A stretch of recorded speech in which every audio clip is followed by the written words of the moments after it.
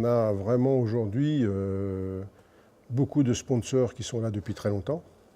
Donc s'ils avaient eu à partir, et notamment quand le cyclisme a été chahuté dans une vie antérieure, ces partenaires-là sont restés. Ils sont restés pourquoi? Parce que c'est un sport majeur, c'est un sport médiatique qui véhicule une vraie image et qui véhicule des valeurs. Donc c'est un sport intéressant.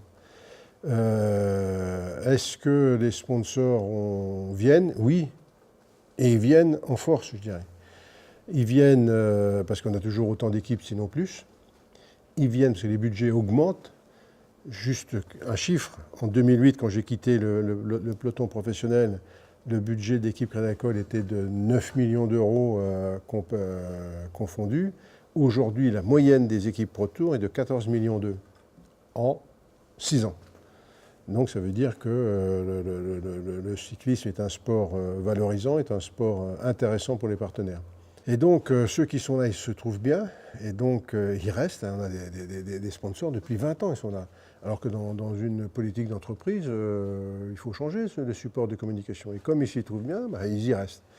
Et donc ceux qui veulent y venir, il y a la place, hein, ils peuvent investir ou sur des équipes en recherche de sponsors, ou en création d'équipes, ce qui existe un petit peu à l'international.